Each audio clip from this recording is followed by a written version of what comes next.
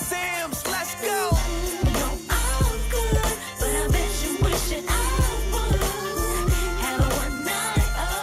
Hello, everyone. It's your girl Miracle Sims, and you're watching the GSL Talk Show. Tonight, we're going to be chatting with Miss Demeka Vines. So stay tuned.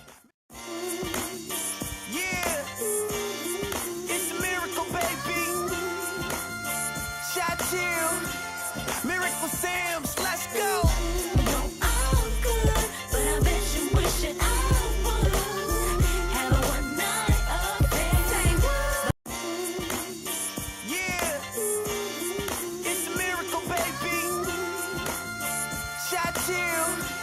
Miracle Sims, let's go.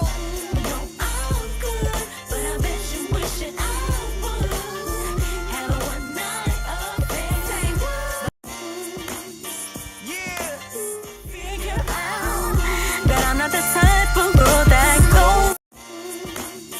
Yeah, it's a miracle, baby. You wish it I would have a one night affair. Welcome back to the GSL Talk Show. I'm here with Miss Demeka Vines. How you doing? I'm doing well. How are you? I'm good. I'm good. Glad to have you here on the GSL Talk Show. Thank you for having me. Yes, ma'am. Yes, ma'am. I know we can't see you right now, but I mean, you guys can see her lovely face on the flyer and even in this photo here. So, get in where you fit in, people. But yes, Mr. Demeka, can you tell us where you're from and a little bit about yourself? Well, I'm from North Carolina. I am a nurse. I'm also an author. I just published my memoir, which is Healing the Hurt of Yesterday, in which we're going to talk about that today. And it tells my journey of my life story.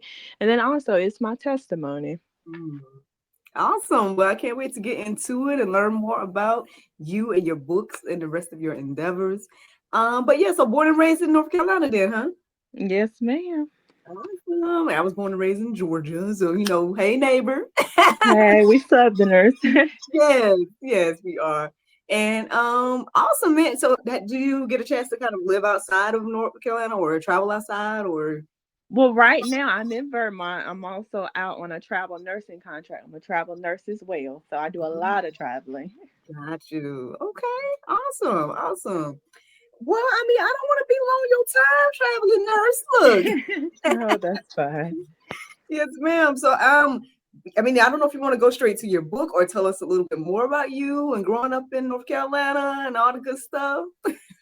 Well, it's kind of up to you. I mean, growing up in North Carolina, of course, it's down south, so we're country. We're country people. It's nice. It's quiet. And I just pretty much like the atmosphere. It's more family oriented. Mm-hmm. Oh yes. And so then, how did you get into nursing? Was it just like, Well, I've always had a love for people. I'm compassionate. I'm also empathetic, and I just knew I wanted to help people, and I kind of wanted to discover what area I could actually help them. And then I've noticed that I like healthcare. So, and then also I'm in school now, working on my master's. I'm working on my master's in family nurse practitioner. So, I want to try to increase my educational endeavors. oh, well, look, congratulations on what you've achieved thus far, and it continues to go well, and you get that done as soon as possible, so you can Yes, keep on helping, so you can keep on helping people. that's right. Awesome. So then, becoming an author, was that always like part of your goals, or was it like out of the blue? Well, it was kind of out of the blue, although I know that I always knew that I had a love for writing, but it's kind of like God wanted me to tell my testimony. And I'm not a big talker, I'm more of an introverted person, but I can express myself through my writing. So I went on a journey and I wanted to tell my journey. And then also I wanted to recollect my childhood past experience of trauma, abuse, and just abandonment and all the whole 9 yards. So that's why I pretty much wrote my book, and that's how I became an author as well. Okay. Well, I can definitely relate to some of those things. I had to, find other outlets when I was young as well, and that was through writing, write poems, write songs to get things out. I don't know, how old you are, things of that nature, but I know I grew up in the era where I could look like I had something to say or look like I was going to say something wrong. So, observing this difference happening today, right? Where kids just say whatever they want to say and all this type of stuff. I'm like, what is that? Especially being raised in the South. So I don't know. Did you have a similar experience to where you was like, okay, I got to find another outlet for writing, or? So pretty much, yes. Writing was my outlet. Because I love to write. I've always been a nerd, a bookworm. I love to write and I love to read. Especially, I think one of my favorite authors is Maya Angelou, and then also John Eckhart. So it's I love reading. I have a big collection of books. So that was also how I kind of got into, hey, I want to publish my own book as well. I think it'd be a good idea. Reading everybody else's book, let's try to publish my own. So that's how I kind of also embarked on that journey as well. Wonderful, man. I love it when people, again, they get the idea, they put it in motion, and they get it done. Like I'm like that. And so I'll be trying to encourage other people to be like that. Because I thought everybody was like that at one point, but apparently I learned along the way that that's not the truth. So I commend you again for, stepping out on faith and making the book and even sharing your testimony that seems to be, maybe a little bit, unfortunately, some sad moments or something like that we're about to hear about. But I mean, by all means, feel free to tell us, about your book, about your inspiration for it and everything. All right. So my inspiration behind writing my book was I wanted to tell my testimony, of course, and then also my sister, she died last year. She committed suicide, Mm, and I wanted to kind of express my healing journey through writing. And I felt like mm, by writing, I'm able to release a lot of hidden emotions. And then, like I said, also I'm able to express the way that I feel. And then it also helped me with healing, as well as I went through therapy, and then I also sought coaching and counseling from ecclesiastical and pastoral staff as well. mm.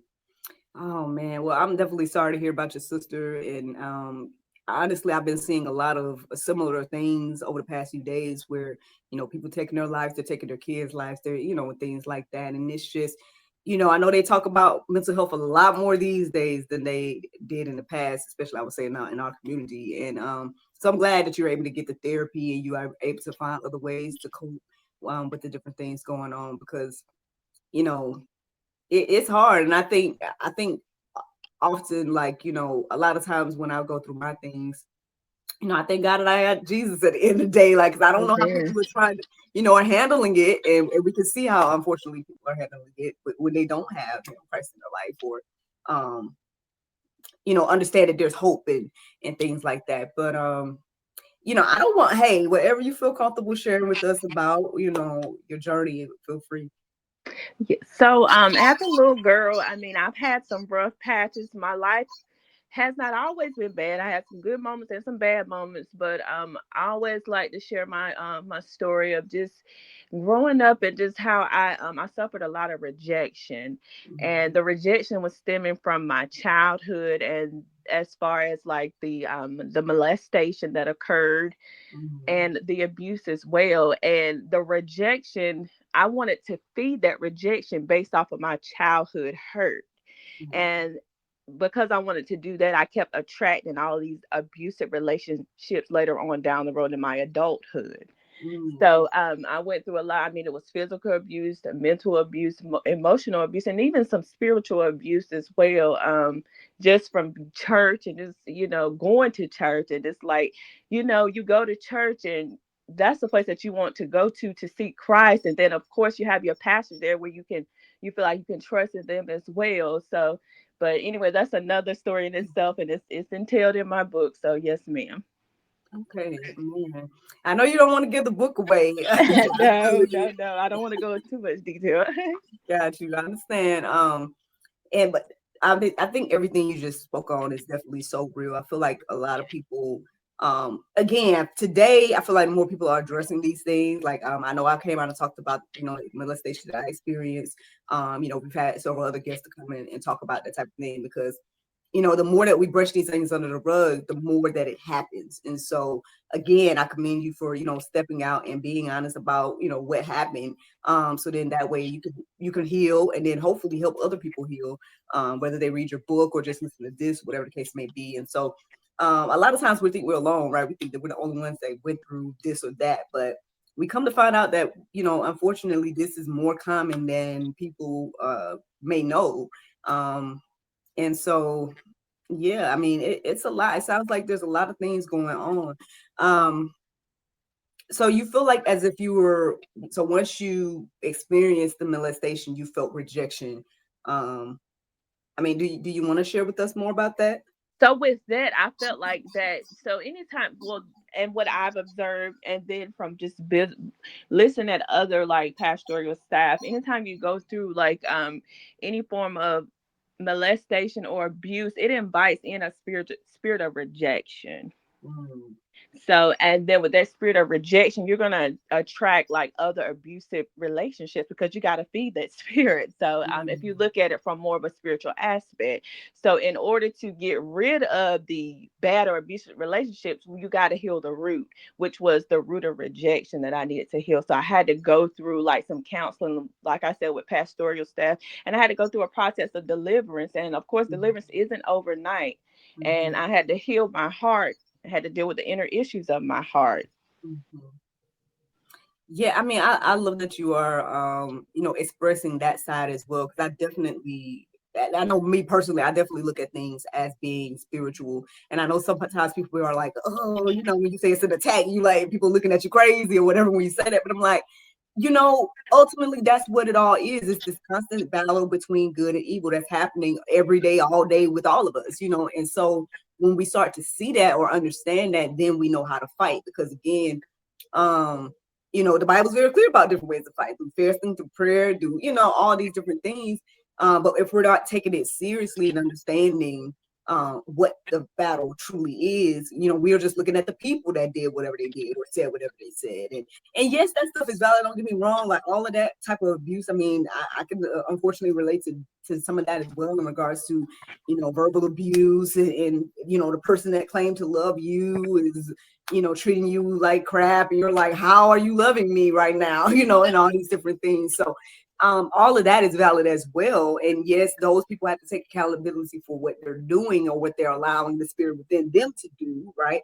But ultimately, again, the Bible tells us that, we're not fighting against flesh and blood. And so I think the more, again, that we get into the word and, get the counseling, get the accountability, mentorship, discipleship, all those different type of things, that we can get a better understanding of, again, the fight that we're actually fighting.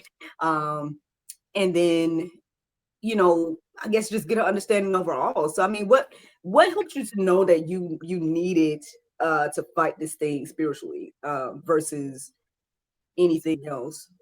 Well, for one, I knew that I was not walking in my purpose. And in order to even take the first step to walk into my purpose, I had to be healed because unhealed wounds, it holds you down. It serves like a weight in your life, like you're in bondage. Mm-hmm. So in order to maximize your potential and be the person or, the being that God created you to be, you have to heal so you can move forward. Mm-hmm. How can you move forward if you're still meditating on the past or still holding on to past trauma, past wounds, past rejection? I wanted to heal so I can help somebody else. Mm-hmm. Yeah, I mean, so were you always raised as a believer or Well, um yes, ma'am. I was raised in church. I was raised in Pentecostal holiness. So, of mm, course, I'm a woman of prayer. I believe in having a personal relationship with God and having my own personal relationship with God as well. And then, of course, like I said before, going to church and having your pastoral staff as support, mm-hmm, and then mm-hmm, also a community of believers as well. right. Yeah, a lot of people I guess they brush that side of things to the side because and this unfortunately because I know you even mentioned some church hurts yourself, so I get it that it can be difficult again when you're with people that are abusing power, whatever the case may be, right? So I totally understand why some people are like, what's the big deal about going to the church if they're just doing the same things that the people are doing outside of church or whatever the case may be. But what you just shared as well is just another reminder of the importance of fellowship, right? It sounds like you were surrounded by people that could pour into you in your down moments. And that was a good thing for you to understand that, hey man, okay, let me go to therapy, let me go and get some healing. Let me go and get delivered. Like all these different type of things that, you know, you needed. So you can, like you said, actually walk in your purpose and continue the cycle of helping people. And I don't know, like, how do you feel about the people that pretty much reject Christ because they reject the church? Well, I don't want them to allow, let's say if it was a pastor or someone who misrepresented Christ, I don't want that to discourage them or deter them from going to church or even having a Mhm. relationship with God. Don't Mhm. allow one apple to spoil the bunch Right. is the advice that I would actually give someone else. Yeah, I Because definitely we need God in our everyday life. exactly. Um, I mean, I don't want to make any assumptions about your sister. I don't know if you want to share with us a little about her story. You know, if you know anything to why she ended up making the decision she did, things of that nature. Do you feel comfortable sharing with us about that? Sure. So my sister, she had a kind of like a rough lifestyle as well. Um, when she was 16 years old, she was diagnosed with ovarian cancer. So that took a heavy blow for her. She ended up having to have like a hysterectomy, and she had to go through chemo, radiation. All of her hair fell out. And then she ended up dropping out of school. So pretty much she felt like she was at a disadvantage, and I did my best to try to make her feel at home. And then when she committed suicide, of course it hit me hard because she committed suicide in my house. I had just let her move in my house. So and I felt kind of bad. I carried that burden because I was like, Lord, well, was it something else that I could have done to prevent her from taking her own life? Mm. Man, I'm sorry to hear that. But so she was a little older when this happened, or was she still kind of young? Or? Well, this was last year. I Okay. think I said this was last year. My sister is 2 years younger than me, so we were pretty Okay. close Yeah. in age. So, and I was shocked because I didn't know that sometimes we can suffer depression, we can suffer in silence. Mhm. So, and that was another reason why I wanted to share my story, my testimony, to encourage someone else to talk up, to speak up. You don't have to battle in silence.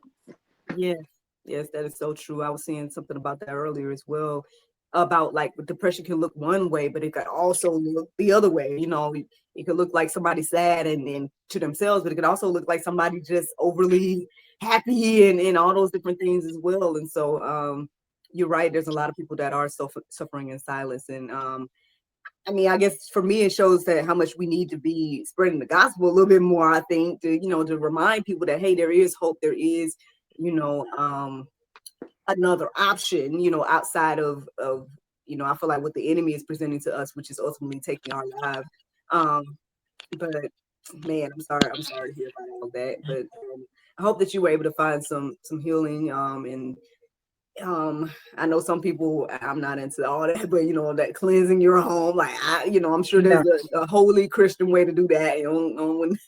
When I'm not advertising none of the other stuff that people do, but like anyway, I don't know how that is looking for you right now, but I hope that you were able to find some type of healing and peace after everything. Yes, ma'am. And prayer I've learned was mainly my lifestyle, and it actually Mhm. increased my lifestyle as far as living for Christ and just seeking God more in prayer and fasting Mhm. and reading my Bible and just getting closer to God because we, Yeah. like I said, we need him more than ever. And with Mhm. me, I feel like I find my purpose in him. My identity is Mhm. in him. Yes. And So, that's the thing, like that's the thing the enemy comes for, right? He's coming for our identity. He's making us, oh, you don't know who you are or any of those type of things. Um, so I think you're absolutely right. And the more you become close to Christ and you understand, your purpose and things of that nature, then you can really truly see, who he created you to be versus and maybe even accepting that and being okay with that, versus the alternative. So man, all right. Well, so we know that you're traveling and you're nursing and you're writing and things of that nature. I mean, is there anything else we need to look forward to coming from you? Like, well, I do have another book that's coming out, and it's pretty much like a sequel to the book that I just released, which was my memoir. And that book is called Unshackled. And I'm pretty much it's a book full of deliverance prayers. Like I mm, said, I'm a woman of prayer. I believe heavy in prayer. heavily in prayer, I do have an online prayer ministry as well. So, and it's a deliverance book. It's about 50 deliverance prayers to try to help, a person get set free and get delivered from bondage and the chains and shackles of their past, or whatever chains or shackles that they're dealing with, whether it be sin or sickness or infirmities or afflictions. Mhm. Tell us about the online prayer ministry. So on my online prayer ministry, pretty much I engage with my followers. I put up a prayer every day, and then I also put commentary up as well, and then I also minister to some of the young ladies. Like if they're feeling down and out, I minister a word of encouragement, because you never know how far your words could take a person. Then your words also, they uplift others, they help build them up as well, and that's what I'm all about. Awesome. Well, man, I'm glad to hear about all the amazing things that God doing with you, for you, and through you. I pray that it continues. It continues to grow and flow, and people get the book, get healed, join the groups, and everything like that. Is any of this stuff done in your sister's honor, or? Well, the book is dedicated to her. I also dedicated it to my grandmother as well. So yes, I feel like I'm gonna I wanted to, at least honor her, because I wasn't really able to honor her much while she was living. So I'm gonna honor her posthumously. And then also I'm working on trying to write her biography, because she wasn't able to tell her story. So I wanted to kind of shed light on her story as well. So look, when you start publishing, you get the bug, man. You want to just publish. I That's get correct. awesome. Well, yeah, God bless you and your books and the rest of your endeavors. I don't want to be long your time, like I said, but I mean, if you want to share with us anything that you feel led to share with us right now, tell us where to, reach out to you, get the books. Feel free. Okay, so you guys can follow me actually on Facebook. I'm up there, Godly Affirmations, Demeka Vines Outreach Ministry. I'm also on TikTok, author Demeka Vines. And then as far as my book, Healing the Hurt of Yesterday, it's out on Amazon and Barnes and Noble. I have the paperback and the ebook as well. I do have another book that I wrote before that, which is called Godly Affirmations, and it's all about speaking life. I believe, like I said before, your words carry weight, it carries power, and life and death lies in the power of the tongue. So Yes, look, you holding back on us, Mr. Dicker. Now, hold on. You ain't telling us everything. yes, man. So I didn't want to hold you guys up as well. So Well, you're always welcome to come back and finish the story, continue the story. Feel free to come on back. It's yours. yes, ma'am. And again, thank you for having me. Thank you for coming.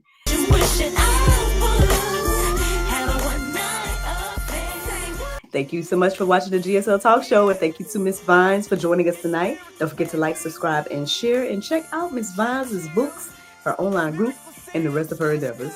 Have a good night.